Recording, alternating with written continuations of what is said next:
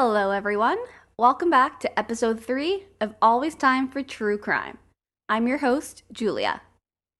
Today, I'm going to tell you guys about 2 different murders with 2 different victim types, 2 different locations, and 2 different MOs.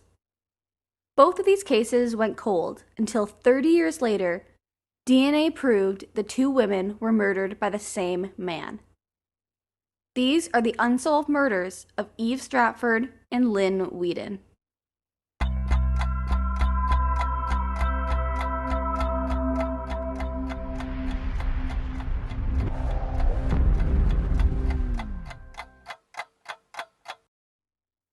So I forgot to mention earlier, but this is actually a British case. So grab yourself a cuppa and a scone, and let's get into it. Eve Stratford was born in Germany in 1953 to parents Albert and Lisa. Because of her father's job, her childhood was spent moving around to different countries before her family finally settled in Aldershot, England when she was a teenager. In 1972, when Eve was just 19, she decided she wanted to pursue a career in modeling, and she and her boyfriend, Tony Priest, moved to Leyton in East London. Her boyfriend was the singer of a psychedelic rock band called Onyx, so I imagine he also wanted to move to a bigger city for his career. Eve was really the whole package.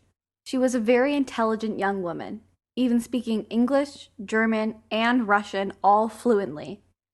She had a beautiful hourglass figure and long blonde hair. But despite having both beauty and brains, she stayed humble. Her coworker said she was the sweetest young lady and had an innocent way about her. In 1975, 22-year-old Eve was working at the Playboy Club in London. The club, opened in 1966, was known to be a hotspot for rich businessmen and powerful celebrities. It was multiple stories high, equipped with fine dining, bars, dance floors, and a large casino. In fact, at one point, the Playboy Club Casino was the most successful casino in the world.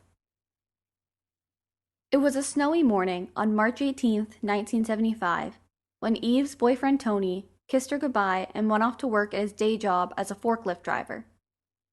Eve met with her landlord at 9 a.m. to pay the rent, before heading off to Camden Town to meet her agent Annie. The two then had a meeting in Bayswater.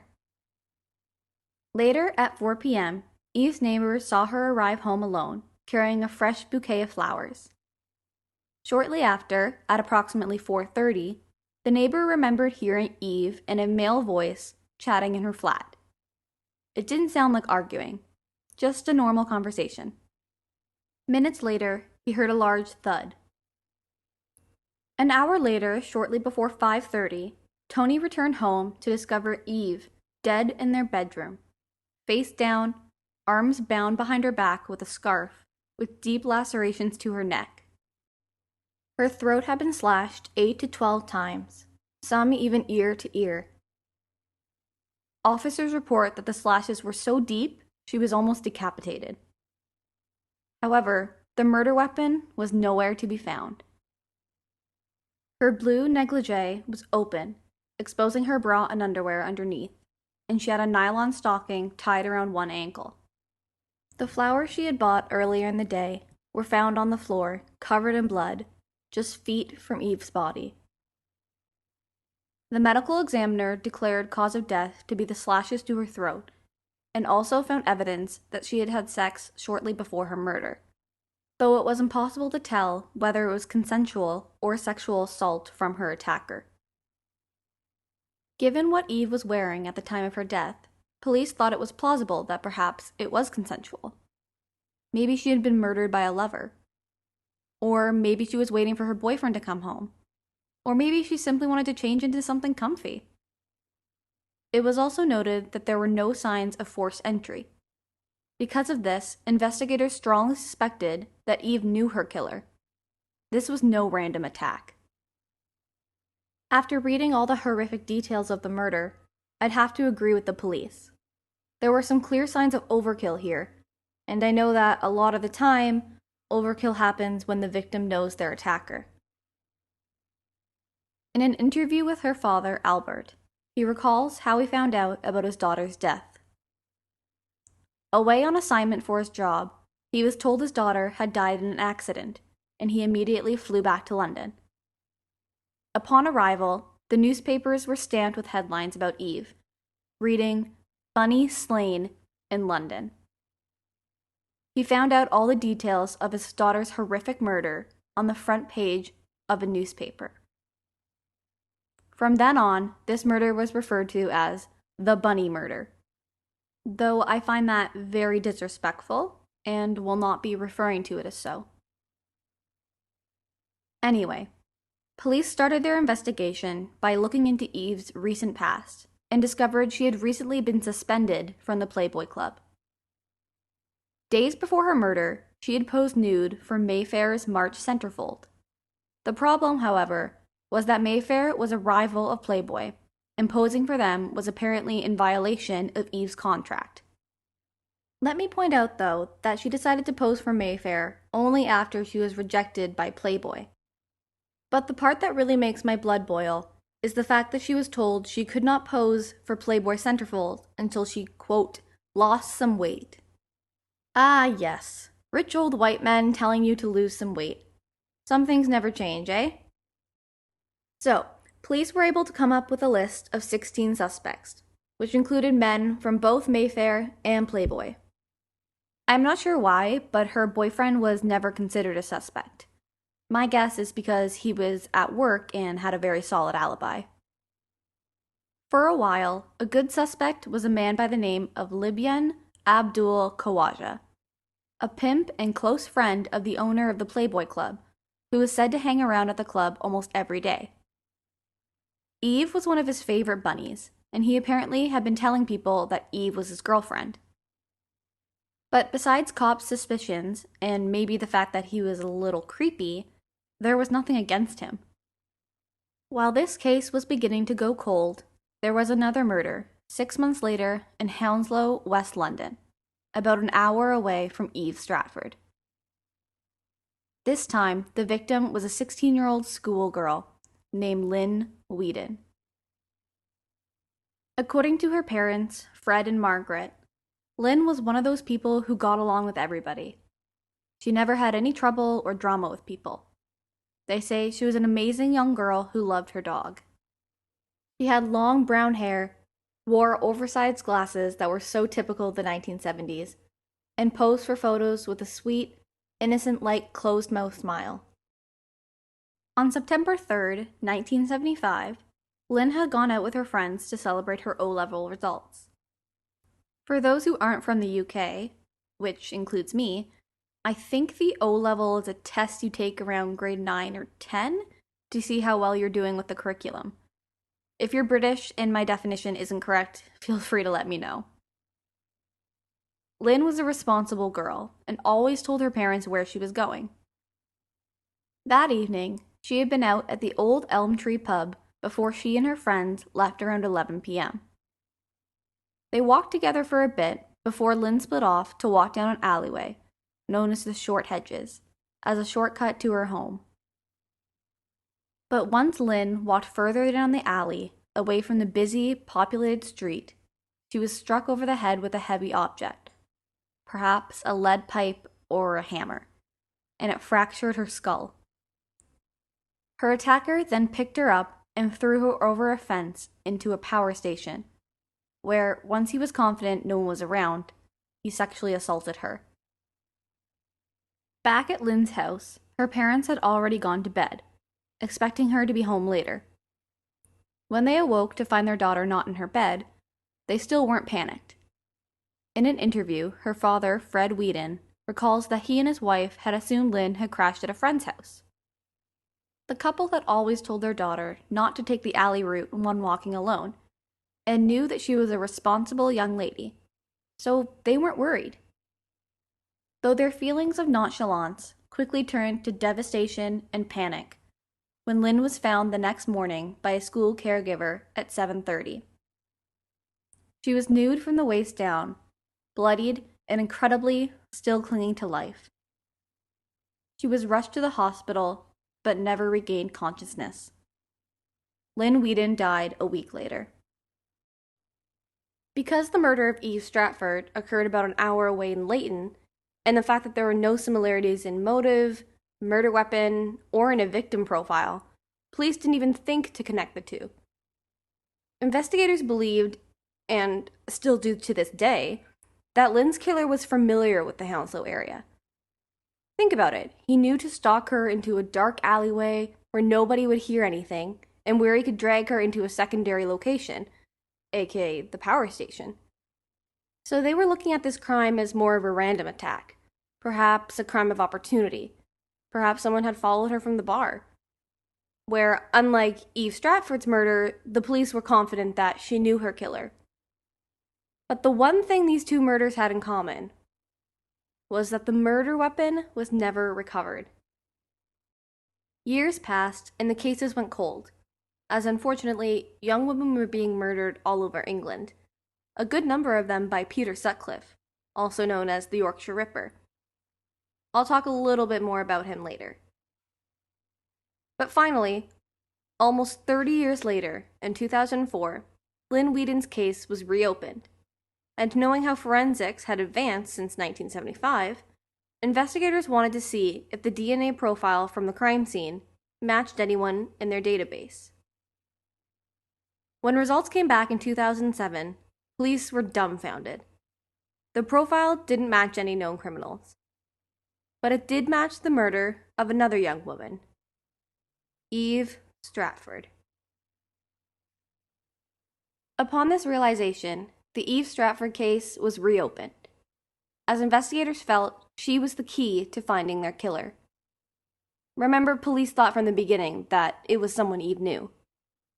So police compared DNA to almost every man in Eve's life back in 1975, including her boyfriend Tony, Mayfair editors and photographers, as well as Abdul Khawaja, the kind of creepy customer at the club I had mentioned before. But none of these men were a match. Police were still baffled as to how their killer wasn't in their database. But here's the thing. DNA of inmates had not begun to be collected in England until 1995.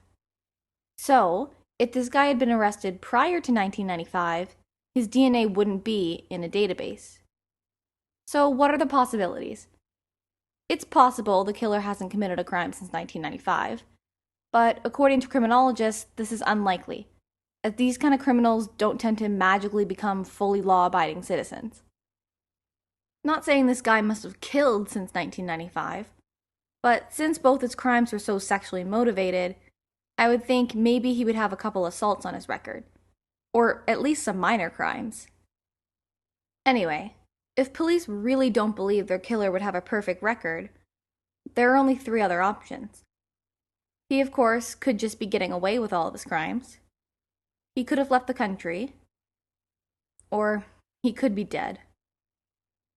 After linking the 2 cases, investigators think this killer could be responsible for more than just the murders of Eve and Lynne. Detective Colin Sutton adamantly believes that Linda Farrow is also a victim of the same man. Linda Farrow was a pregnant mother of 2 when she was brutally murdered in her London home in 1979. She, too, had had her throat slashed so violently that she was almost decapitated. Investigators also sensed her killer was someone she knew, as there was no forced entry, and strangely enough, the killer locked the door before leaving. I'm not sure how, though, unless he went out a window or maybe he had a key. But unfortunately, it was Linda's 2 daughters, aged 8 and 11, who'd found their mother.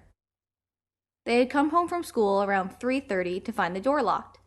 Curious as to why, they peeked through the mail slot, and that's when they saw the bloodied body of their mom.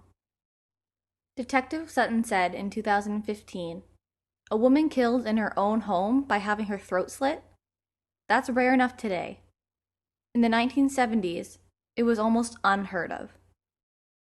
The crazy thing, though, is that Linda Farrow was murdered only 3 miles from where Eve Stratford was murdered. But guys, it gets even crazier. If you remember back when I was discussing Eve's murder, I said police had 16 suspects. Well, 8 of those men were also suspects in Linda Farrow's murder. One of them was Abdul Khawaja, as Farrow worked at a casino and had actually gotten into an argument with him when he caused a scene at the gambling table. I know Khawaja's DNA ruled him out as a suspect, but if these ladies lived that close together, were brutally murdered in the same way, and interacted in the same social circles, I can't help but kind of agree with Detective Sutton. Unfortunately, unless the killer confesses, we'll never be able to link Linda Farrow to Eve and Lynne, because there's no DNA from the Farrow crime scene. I'm not sure if this means it was never taken, or maybe it's been lost. All I know is that there's no evidence from the third murder that investigators could use to link it to the other two. Colin Sutton is supposedly coming out with a book about the murders of Stratford, Weedon, and Farrow, as he was actually the chief inspector for investigating the cold cases. I don't have a release date yet, but according to Sutton's Twitter, it looks like it's set to be released around the end of 2020. But even though these cases remain listed as unsolved, some people think they've got it all figured out. I mentioned before a man named Peter Sutcliffe, also known as the Yorkshire Ripper. Sutcliffe was a British serial killer who is currently serving 20 life sentences for murdering 13 women and attempting to kill 7 more between 1975 and 1981. A good majority of his known victims were prostitutes, but he's also been convicted of killing a teenage schoolgirl in 1977 and a university student in 1979. After Lynne Weedon's murder, many speculated the Yorkshire Ripper was responsible, as the MO of hitting them over the head in a dark alleyway was very similar to Peter Sutcliffe. But then Eve Stratford was brought into it. So now many people believe that Stratford, Weedon, and Farrow are all victims of the Yorkshire Ripper. Sutcliffe was found to be in the London area at the time of the murders, but considering how many people go in and out of London a day, I don't think that says much. All of the killings he is convicted for took place quite north of London, hence the Yorkshire Ripper, and he is known to attack women outside and hit them over the head, whereas Stratford and Farrow were killed in their own home. Most importantly, since he is a known criminal, his fingerprints would be in the database, and police claim that no known criminals have matched the fingerprints or DNA found at the Stratford and Weedon crime scenes. Former police intelligence officer Chris Clark thoroughly believes that these women are victims of the Ripper. He's so sure that he actually wrote a book about the theory called The Yorkshire Ripper: The Secret Murders. In his book, Clark claims that police know Sutcliffe is responsible, but they've covered it up because they're already under so much scrutiny for botching the original investigation. According to reports, Sutcliffe had been interviewed numerous times before finally being caught. Police also didn't connect several of the victims to Sutcliffe until much later because they assumed the Ripper only killed prostitutes. So basically they were very close-minded during the entire investigation. Still though, it would be a big cover-up for police to not disclose that the fingerprints match Sutcliffe. You can check out Clark's book if you're interested, but this episode is about Eve and Lynne, not Peter, so I'm going to get back to them. In 2015, for the 40th anniversary of the murders, a £40,000 reward was posted for anyone with information that leads to an arrest in the murders of Eve and Lynne. Although the Playboy Club closed down in 1981, it reopened in 2010 as a luxury hotel and casino. The Old Elm Tree pub, where Lynne spent the night before her attack, closed down in 2017 and looks as though it's now a grocery store. Both of Eve's parents have now passed away, never knowing the truth of who killed their daughter and why. Lynne Weedon's parents are now in their 80s and desperately want answers before they pass on. Margaret Weedon often wonders what her daughter would be like now. She says, quote, "We have missed out on so much. She missed out on life, no relationship or marriage, no career or children, or even just traveling the world. All taken from her. We are left, 40 years on, always wondering what it would have been like." End quote. She describes Lynne's murder as a life sentence for their family. Now it is time to catch the monster who did this and put him away. Margaret continues, quote, "The hurt eases, but the pain still sits deep somewhere inside. There are so many questions, so many thoughts, so much heartache. I will make a mother's plea for anyone who can tell us some information about the person who took my daughter and Eve Stratford's lives to come forward. Please, please give us some sort of closure." End quote. Police are sure that someone out there knows something. A killer like this doesn't keep quiet. He's the type who would want to brag about it. Maybe he's told a friend, a family member, or a cellmate. He's a white male, possibly familiar with the Hounslow area, who in 1975 was most likely between 17 and 30 years old, meaning he's now in his 60s or 70s. Anyone with information is urged to come forward. You may think that the information isn't important and it's a minute detail, but police could use any kind of lead right now. Let's continue to spread the word about this case and get Eve and Lynne the justice they deserve. As always, thanks so much for listening, guys. And please go check out my social media channels, Instagram, Facebook, and Twitter at Always Time for True Crime, where you can see pictures of Eve and Lynne and a little bit more about the crime scene. I'll be back next week with another case.